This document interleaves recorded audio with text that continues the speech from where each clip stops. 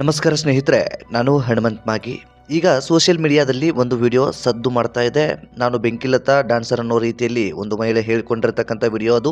So ಆ ಒಂದು ವಿಡಿಯೋದಲ್ಲಿ ಇರುವಂಥ ಮಾಹಿತಿ ಏನು ಅಂತ ಗಮನಿಸ್ತಾ ಹೋಗೋಣ. ಯಾಕೆಂತಂದರೆ ಈ ಒಂದು ಯುವತಿ ಈಗಾಗಲೇ ನಿಮಗೆ ಗೊತ್ತಿರೋ ಹಾಗೆ ಮಹಿಳೆಯರ ಮೇಲೆ ಏನು ಪೋಕ್ಸೋ ಕೇಸ್ ದಾಖಲಾಗಿದೆ ಅಥವಾ ದಾಖಲು ಮಾಡಿರ್ತಕ್ಕಂಥ ಮಹಿಳೆ ಅಥವಾ ಯುವತಿ ಏನಿದ್ದಾಳೆ ಅವಳ ಮೇಲೆ ಹಲ್ಲೆ ಮಾಡಿರೋದಾಗಿ ಒಪ್ಪಿಕೊಂಡಿರ್ತಕ್ಕಂಥ ವಿಡಿಯೋ. ಯಾವ ಕಾರಣಕ್ಕಾಗಿ ಆಗಿರುವಂಥದ್ದು, ಯಾವ ಸಂದರ್ಭದಲ್ಲಿ ಆಗಿರುವಂಥದ್ದು, ಆ ಕುರಿತಾಗಿ ನಿಜವಾಗಿಯೂ ಆ ಒಂದು ವಿಡಿಯೋದಲ್ಲಿ ಯಾವುದೇ ರೀತಿಯಾದಂಥ ಕ್ಲಾರಿಟಿ ಕೂಡ ಇಲ್ಲ. ಈ ಕುರಿತಾಗಿ ಈ ಒಂದು ಮಾಹಿತಿಯನ್ನು ಗಮನಿಸ್ತಾ ಹೋದಾಗ, ಈ ಒಂದು ವಿಡಿಯೋದ ಬೆನ್ನಟ್ಟಿ ಹೋದಾಗ ಸಂಪೂರ್ಣವಾದಂತಹ ಮಾಹಿತಿಯನ್ನು ಕಲೆ ಹಾಕೋದ್ರಲ್ಲೂ ಕೂಡ ವಿಫಲವಾಯಿತು. ಸೊ ಈಗ ಆ ಒಂದು ವಿಡಿಯೋ ಸೋಷಿಯಲ್ ಮೀಡಿಯಾದಲ್ಲಿ ಸಾಕಷ್ಟು ಸದ್ದು ಮಾಡ್ತಾ ಇದೆ. ಸೊ ಇದು ಹೇಗೆ ಸಾಧ್ಯ? ಈ ವಿಡಿಯೋ ಹಳೆ ವಿಡಿಯೋನ, ಹೊಸ ವಿಡಿಯೋನ, ಇಂತಹದ್ದೆಲ್ಲವೂ ಕೂಡ ಪ್ರಶ್ನೆ ಕಾಡುತ್ತೆ. ಸೊ ಈ ಕುರಿತಾಗಿ ಆ ವಿಡಿಯೋದಲ್ಲಿ ಏನೆಲ್ಲ ಮಾಹಿತಿ ಇದೆ ಎಂಬುದನ್ನು ಗಮನಿಸ್ತಾ ಹೋಗೋಣ.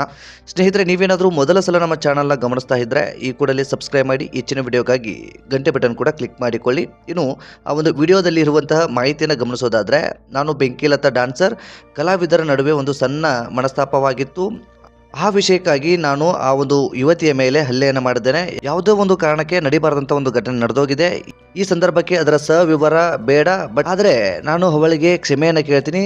ಅವಳು ಕೂಡ ನನ್ನ ಮಗಳು ಇದ್ದ ಹಾಗೆ ಕ್ಷಮಿಸುತ್ತಿದ್ದೀನಿ ಅನ್ನೋ ರೀತಿಯಲ್ಲಿ ಒಂದು ವಿಡಿಯೋ ಸೋಷಿಯಲ್ ಮೀಡಿಯಾದಲ್ಲಿ ಸದ್ದು ಮಾಡ್ತಾ ಇರುವಂಥದ್ದು. ಯಾವ ವಿಚಾರಕ್ಕೆ ಸಂಬಂಧಪಟ್ಟ ಹಾಗೆ ಆ ಯುವತಿ ಮತ್ತು ಈ ಬೆಂಕಿಲತಾ ನಡುವೆ ಗಲಾಟೆ ಆಯಿತೋ ಗೊತ್ತಿಲ್ಲ. ಆದರೆ ಇವರು ಹೇಳ್ತಾ ಇರುವಂಥದ್ದು, ನಮ್ಮಿಬ್ಬರ ಮಧ್ಯೆ ಒಂದು ಸಣ್ಣ ಮನಸ್ತಾಪ ಆಗಿತ್ತು. ಆ ವಿಚಾರಕ್ಕೆ ಸಂಬಂಧಪಟ್ಟ ಹಾಗೆ ಇಬ್ಬರ ನಡುವೆ ಗಲಾಟೆ ಕೂಡ ಆಗಿತ್ತು. ನಾನು ಅವಳ ಮೇಲೆ ಹಲ್ಲೆಯನ್ನು ಕೂಡ ಮಾಡಿದೆ, ಕ್ಷಮೆ ಕೂಡ ಕೇಳ್ತಾ ಇದ್ದೀನಿ, ನಾನು ಕೂಡ ಅವಳನ್ನು ಕ್ಷಮಿಸ್ತಾ ಇದ್ದೀನಿ. ಸೊ ಈ ಒಂದು ಪದಗಳನ್ನು ಅಥವಾ ಈ ಒಂದು ವಿಡಿಯೋನ ಗಮನಿಸಿದಾಗ ಈ ಇಬ್ಬರ ಮಧ್ಯೆ ಯಾಕೆ ಮನಸ್ತಾಪ ಆಯಿತು ಎಂಬುದು ಒಂದು ಪ್ರಶ್ನೆ ಬರುತ್ತೆ. ಯಾವ ಸಂದರ್ಭದಲ್ಲಿ ಈ ಘಟನೆ ನಡೀತು ಎಂಬುದು ಕೂಡ ಒಂದು ಪ್ರಶ್ನೆ ಕಾಡುತ್ತೆ. ಅಂದ ಹಾಗೆ ಈ ವಿಡಿಯೋ ಸದ್ಯದಲ್ಲಿ ಮಾಡಿ ಬಿಟ್ಟಿರುವ ಹಾಗೆ ಕಾಣಿಸೋದಿಲ್ಲ. ಇದು ಯಾವುದೋ ಹಳೆಯ ವಿಡಿಯೋ ಅಂತ ಕಾಣಿಸುತ್ತೆ. ಯಾಕೆಂತಂದರೆ ಈಗ ಅವರ ಮೇಲೆ ಕೇಸ್ ಆಗಿರೋದ್ರಿಂದ ಪೊಲೀಸರು ಕೂಡ ಅವರನ್ನ ಸರ್ಚ್ ಮಾಡ್ತಾ ಇದ್ದಾರೆ. ಈಗ ಇವರು ಕಣ್ಮರೆಯಾಗಿದ್ದಾರೆ. ಅಂದರೆ ಈಗ ಸದ್ಯದಲ್ಲಿ ಎಲ್ಲಿಯೂ ಕೂಡ ಆ್ಯಕ್ಟಿವ್ ಇಲ್ಲ. ಬದಲಿಗೆ ಈ ವಿಡಿಯೋವನ್ನು ಮಾಡಿ ಬಿಡುವಂಥ ಸಾಧ್ಯತೆಯೂ ಕೂಡ ಇರೋದಿಲ್ಲ.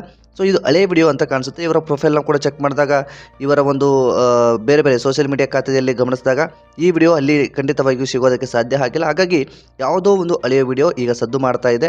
ಆ ಕುರಿತಾಗಿ ಕನ್ಫ್ಯೂಷನ್ಸ್ಗಳು ಜನರಲ್ಲಿ ಕೂಡ ಹುಟ್ಟಿಕೊಳ್ತಾ ಇದ್ದಾವೆ. ಸೊ ಈ ರೀತಿಯಾದಂಥ ಒಂದು ಹನುಮಾನ ಅಂಥದ್ದೆಲ್ಲವೂ ಕೂಡ ಓಡಾಡ್ತಾ ಇದೆ. ಯಾವ ಸಂದರ್ಭದಲ್ಲಿ ಆಗಿರ್ತಕ್ಕಂಥದ್ದು, ಈಗೇನಾದರೂ ಕ್ಷಮೆ ಕೇಳ್ತಾ ಇದ್ದಾರಾ, ಹಳೆ ವಿಡಿಯೋನ, ಇಂತಹ ಎಲ್ಲವೂ ಕೂಡ ಗೊಂದಲ ಇದೆ. ಬಹುಶಃ ಈ ಒಂದು ವಿಡಿಯೋ ಹಳೆ ವಿಡಿಯೋ ಅಂತ ಕಾಣಿಸುತ್ತೆ. ಯಾಕೆಂತಂದರೆ ಅದೇ ಆರಂಭದಲ್ಲೂ ಕೂಡ ಹೇಳಿದ ಹಾಗೆ ಒಂದು ಕೇಸ್ ದಾಖಲಾಗಿರುವ ಕಾರಣದಿಂದಾಗಿ ಇವರೀಗ ಸದ್ಯದಲ್ಲಿ ಪೊಲೀಸರು ಇವರನ್ನ ಹುಡುಕಾಟ ನಡೆಸ್ತಾ ಇರುವ ಕಾರಣದಿಂದಾಗಿ ಯಾವುದೇ ರೀತಿಯಾಗಿ ಇವರು ಆ್ಯಕ್ಟಿವ್ ಆಗಿ ಇರೋದಕ್ಕೆ ಸಾಧ್ಯ ಇರೋದಿಲ್ಲ. ಮೇಲ್ನೋಟಕ್ಕೆ ಸಹಜವಾಗಿ ಯಾವ ರೀತಿಯಾಗಿ ಸೋಷಿಯಲಲ್ಲಿ ಇರುತ್ತೆ ಆ ಒಂದು ಮಾಹಿತಿಯನ್ನು ಗಮನಿಸೋದಾದರೆ, ಹಾಗಾಗಿ ಇವರು ಈ ವಿಡಿಯೋನ ಈ ಸದ್ಯಕ್ಕೆ ಮಾಡಿರುವಂಥದ್ದಲ್ಲ, ಹಳೆಯ ವಿಡಿಯೋ ಈಗ ಸದ್ದು ಮಾಡ್ತಾ ಇದೆ ಅನ್ನೋ ರೀತಿಯಲ್ಲಿ ಕಾಣಿಸ್ತಾ ಇದೆ. ಇದಕ್ಕೆ ಒಂದು ಕ್ಲಾರಿಟಿ ಕೂಡ ಸಿಗಬೇಕಾಗಿದೆ. ಸೊ ಏನಾಗುತ್ತೆ ಮುಂದಿನ ದಿನದಲ್ಲಿ ಈ ಒಂದು ಪ್ರಕರಣಕ್ಕೆ ಸಂಬಂಧಪಟ್ಟ ಹಾಗೆ ಎಲ್ಲವನ್ನು ಕೂಡ ಗಮನಿಸ್ತಾ ಹೋಗೋಣ. ಈ ಒಂದು ಹಲ್ಲೆ ಮಾಡಿರ್ತಕ್ಕಂಥ ವಿಚಾರಕ್ಕೆ ಸಂಬಂಧಪಟ್ಟ ಹಾಗೆ ಯಾವುದೇ ರೀತಿಯಾದಂಥ ಮಾಹಿತಿ ಇದುವರೆಗೂ ಕೂಡ ಲಭ್ಯವಾಗಿಲ್ಲ. ಸೊ ಈ ಕುರಿತಾಗಿ ನಿಮ್ಮ ಅನಿಸಿಕೆ ಏನು ಕಾಮೆಂಟ್ ಮಾಡಿ. ಈ ವಿಡಿಯೋನ ನಿಮ್ಮ ಫ್ರೆಂಡ್ಸ್ ಹಾಗೂ ಫ್ಯಾಮಿಲಿಗೂ ಕೂಡ ಶೇರ್ ಮಾಡಿ. ಮತ್ತೆ ಮುಂದಿನ ವಿಡಿಯೋದಲ್ಲಿ ಸಿಗೋಣ. ನಮಸ್ಕಾರ.